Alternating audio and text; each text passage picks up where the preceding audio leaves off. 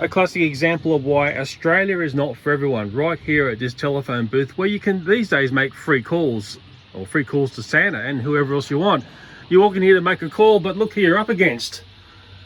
A great big giant spider. It's a St. Andrew's cross. They're harmless, but it's at head height level and it would be in your face if you came in to make a call. Love it. Only the very brave and stupid reside in Australia, I've found. Okay, Bubble, I've just busted you with that in your mouth. What have you got there? Oh my goodness me. It's a baby blue-tongued lizard. It's absolutely stunning. Bubble, big fat zero. Big fat zero. Let's take a look at this beauty without getting a nip, of course. My goodness me. This is a wonderful find. No, Bubble, no. Well, Bubble's got a very, very strong habit of bringing in critters from the garden into the house. She doesn't kill them, she brings them in alive, which is probably a little bit different. This is absolutely stunning. Absolutely stunning. It's so soft to touch. It's not often I've come across a baby blue tongue. Okay, I'm shooting this, I'll just say, well, near Christmas time, so it's our summertime. I'm just going to look underneath. Oh, wants to roll over, of course. I think people have said to me that if you roll these skinks, which is what they really are, on their backs, they paralyze. That might be true. It's beautiful. It really is.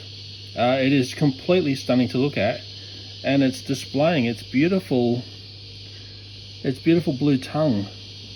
It's very calm on my hand here, and Bubble is just roaming around here. Completely and utterly beautiful in so many ways. I'm just looking over this skink lizard a little bit closer, just seeing if Bubbles inflicted any damage here. There might be a few marks there. Now Fluffy's running out of the house. We've given Fluffy a shave, okay, because it's been quite hot and she's got a new style. Okay, anyway, back to Mr. or Mrs. Skink here. Yeah, I think it's okay. Well, I'm going to have to find somewhere in the garden. In fact, I know where there's a blue tongue living, in amongst some bricks along the boundary line.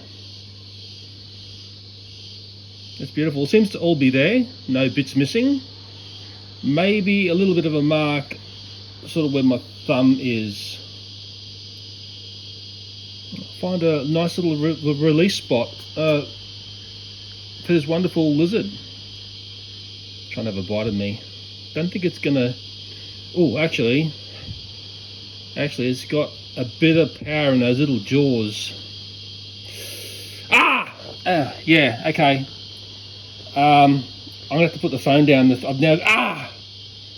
It's got really good tight hold of me. And I'm not joking. I've got to stop here. Oh, God! It's not letting go. I'm just going to put it down on the deck here to see if it's going to realise it can scamper away. No. Oh, phew. Okay, yeah. Ooh, okay. Yeah, Bubble's back here again. Yeah, got my thumb big time. Big fat zero, Bubble. Look, if you get a nip from that, you're going to know you're alive. Let me get this down into the garden. Very carefully, man. For a little tiny thing, it's got one hell of a nipper. And Bubble's watching me like a hawk. She's had a shave as well to try to help her through the summer heat. Of course, inquisitive Fluffy's going to follow me. I'm just going to find the spot where I know the blue tongue's living in the backyard, and it's down the back this way. It's this spot here against the rocks there, where there's those gaps in the rocks. I know there's a blue tongue living in there. Let's take a look at the skink in the sun before I release it. It's just completely stunning. It's really calmed down. I'm going to tell you what, I was surprised how strong the nip is on this. But then again, Big Mum and Dad have got very, very strong bites. So you have to be really careful if you're trying to manipulate, handle these skinks. Completely beautiful. Let's take a look underneath again, very carefully, of course. Just stunning. I'm glad it's all intact. Mind you, Bubble tends to bring things in intact and alive. Thank goodness, hey? And I'll just let this beauty go. This is the home environment of the blue tongue, and I've got next door neighbour's dog right above me, and I'm going to get the skink, lizard, blah blah here, and hopefully the dog is right on top of me. Hopefully get the skink to end up going up inside the little crack there, which is what to get away from the cats, of course. Go on, in you go. No, you don't bite this. I want you to get inside there. Easier said than done, of course. It wants to keep biting. Come on, I want you to go up there. Come on. That's it. I want you to turn around and go up into the crack. Pretty sure that's where they live. I've seen them here all the time. There's Bubble there watching me like a hawk at the moment. Of course, she antagonises the dog next door, which is her other game in life. Come on, look, it's doing its huffing and puffing and flaring. Come on. For your own good, I need you to be well away, because Mrs. Trouble is going to come and grab you again. I'm sure of it. I just have to think a bit of a strategy here to just cover up Mr. and Mrs. Blue Tongue Skink, because he or she is just wanting to sit here looking at me and doing that all the time. I'll just very carefully pick this skink up without getting nipped, and I'm going to feed it in the other way, just get it to go head first into there. As dodgy as this is going to look, oh God, easier said than done, isn't it? Look, just forget about me and just hide. I've got to get you away from Bubble. She's a terror. Oh, I sort of got there in the end by the looks of it. It's crawling up into the gap there.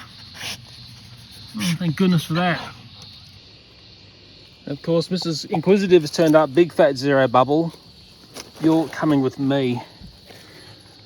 You are nothing but trouble. Do you hear what's different this summer? No one noticed they weren't around last summer. They're back.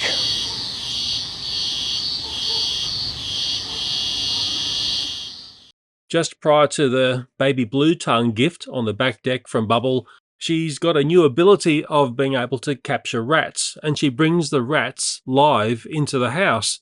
Now remember, Bubble's got a collar on, she's got a bell there, so there's something going on where Bubble's worked out how to capture rats without the bell jingling and the rats understanding that they're about to be caught. It's one thing to pull out skinks from the home, which I find to be quite easy, but it's another thing to pull live rats from your house. And I had to use Bubble to help me understand where they were hiding in the house, because only she seems to be able to hear where they are. Now, Bubble doesn't roam the suburb at night. She's in the house all night. It's in the morning when I feed the cats, Bubble tends to dart off, and that's when she nabs the rats. So yeah, Bubble's been a little bit naughty, but that's very Bubble.